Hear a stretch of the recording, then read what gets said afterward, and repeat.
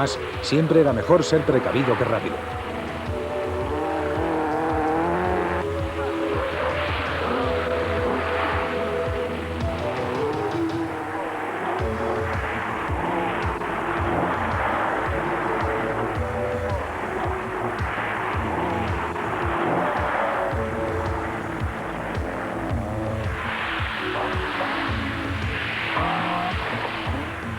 Desde su creación en 1953, los keniatas han ganado el Rally Safari nada menos que en 16 ocasiones. En 1958 no hubo ganador, y no fue hasta 1966 y 1967 que Shankland, en su Peugeot 404, acabó con el dominio keniata.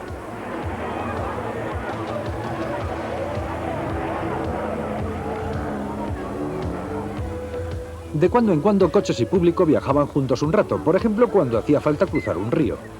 Solo un coche por viaje y a toda la velocidad que den los brazos para arrastrar la barcaza. A este ritmo, hace falta mucho tiempo y mucha paciencia para que crucen todos los participantes.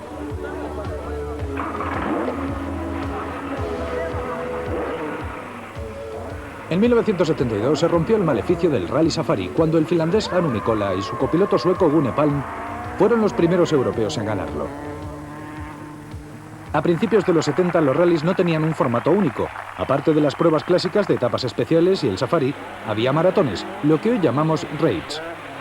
El primero fue el Londres-Sydney de 1968, que atravesaba los grandes desiertos de Asia y de Australia. El más famoso de todos fue el Daily Mirror World Cup Rally de 1970. Saliendo de Londres, los participantes necesitaron 5 semanas para llegar a la Ciudad de México. Las estrellas de la prueba eran Roger Clark, Timo Mäkinen, Rano Altenan, Henry Liden, Anu Mikkola e incluso el excéntrico futbolista inglés Jimmy Greaves. Compitieron en las montañas europeas, el desierto de la Patagonia y las cumbres de Bolivia y Perú. Los raids de este tipo atraían vehículos de lo más variado. En el Londres, México, no solo corrieron coches oficiales conocidos, sino equipos privados que llevaban los repuestos en el techo.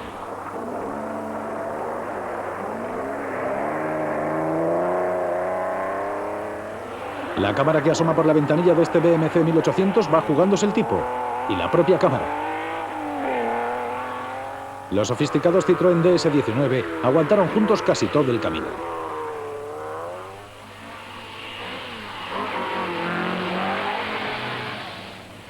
Por supuesto, algunos se inscribieron solo para divertirse. Estos adinerados miembros de la familia Martin participaron en un venerable Rolls-Royce que nunca llegó a la meta. Como es lógico, prevaleció la experiencia de los equipos oficiales.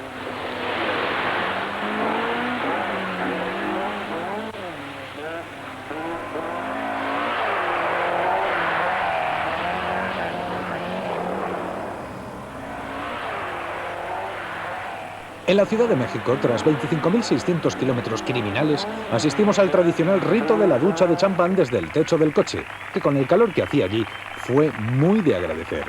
Los ganadores fueron, como no, Anu Mikkola y Gune Palm. Algunos pilotos de Fórmula 1, como el guaperas de James Hunt, quisieron compaginar los rallies con las carreras en circuito. Aquí le vemos con un Vauxhall. Jody Scheckter también se divierte en su Ford Capri y Jerry Marshall comparte pista con Roger Clark. ¿Puede describir cuál es su técnica en estos circuitos? En realidad no. Francamente, no sé de qué me habla. Este es el Tour de Inglaterra de 1974 y Tony Fall era otro conocido piloto que probaba suerte en esta carrera que ponía a muy dura prueba la capacidad de mecánicas y pilotos. Se trataba de una combinación de pruebas en circuito, etapas de rally y pruebas de conducción.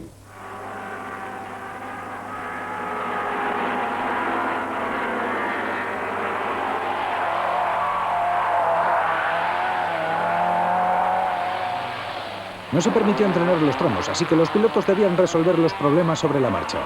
Algunos pilotos literalmente dieron muchas vueltas, sin encontrar la solución.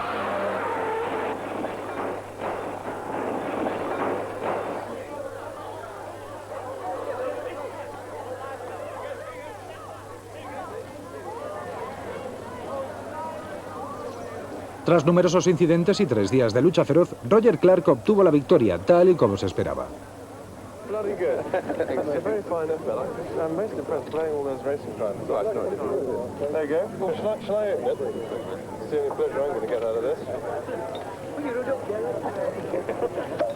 Right, go on, fire away. Good lap over everybody. Hang on.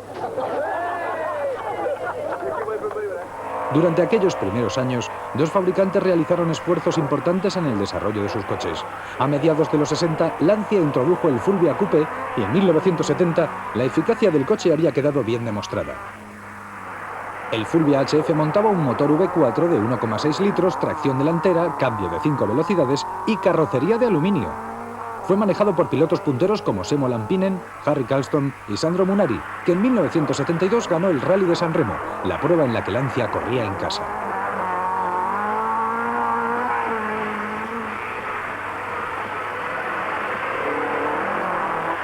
El segundo equipo oficial, el Alpine Renault, era completamente diferente. Poseía el sabor y la sofisticación de lo francés. Durante los 60, estos coches de motor trasero no habían sido muy fiables. El equipo Deep mejoró progresivamente estas máquinas de tracción trasera y carrocería de fibra de vidrio. Los Alpine eran muy eficaces cuando había poca tracción, por lo que los pilotos preferían pruebas sobre tierra o con hielo o nieve, pero no eran los mejores en asfalto. Su carácter fuertemente subvirador requería un pilotaje muy especial en el que hombres como Jean-Pierre Nicolas llegaron a ser verdaderos expertos. Ford se especializó en los rallies de Inglaterra y Escandinavia. Los Escort tenían su base en Boreham y con múltiples cambios fueron competitivos desde 1968 hasta principios de la década de los 80, aunque eran coches convencionales de motor delantero y eje trasero rígido. El Escort RS 1600 apareció en 1970 con un motor de 16 válvulas y doble árbol de levas. Era una máquina ligera y muy potente. El Rally de Inglaterra de 1972 se convirtió en una leyenda para Ford. De los 4 coches oficiales inscritos por la marca, solo quedaba uno en carrera tras la primera noche, el de Roger Clark, vencedor del Rally de Gales y el Rally Nacional Jim Clark de ese año, que dominó con mano de hierro y tras ponerse en cabeza mantuvo la posición después de 3 días de lucha feroz. Así llegó a York, consiguiendo una histórica primera victoria para Ford en el Rally de Inglaterra. Este fue el primero de una serie de 8 triunfos consecutivos del Escort RS en este Rally de Inglaterra.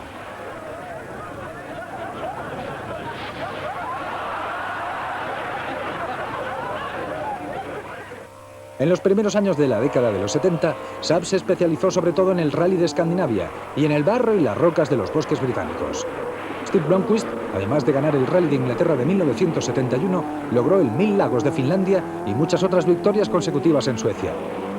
Saab, igual que Lancia, corría con coches muy manejables, de amortiguación más bien blanda y menos potencia que sus rivales. Pero inevitablemente el Saab 96 V4 se aproximaba al final de su vida, como coche puntero en competiciones internacionales. Porsche también iba perdiendo poco a poco su antigua gloria. El 2 veces ganador de Montecarlo en los 60 no podía hacer frente en los 70 al desafío de toda una nueva generación de coches eficacísimos. El legendario Lancia Stratos estaba a punto de aparecer. En situación parecida estaba el Datsun 240Z Coupé, que había ganado el Rally Safari en 1971 y 1973 con Hermann y Meta a los mandos.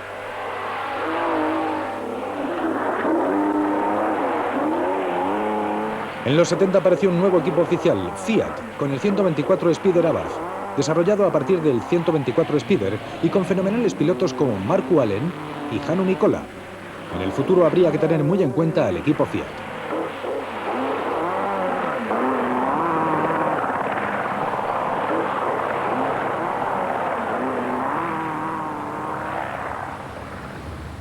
La crisis energética de 1973 y 74 significó un parón, pero en menos de un año, el nuevo Lancia Stratos cambiaría los rallies para siempre. El fabuloso Stratos fue el primer coche diseñado y fabricado específicamente para rallies, y pilotos como Sandro Munari pronto demostraron que aquella máquina estaba en otra galaxia. El Stratos, campeón del mundo en el 74, 75 y 76, fue la referencia para todos los demás.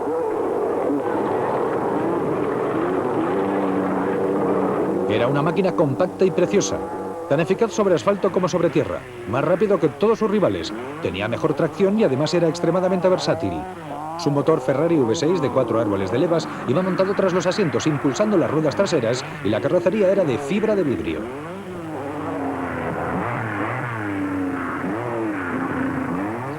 En Inglaterra el Stratos pintó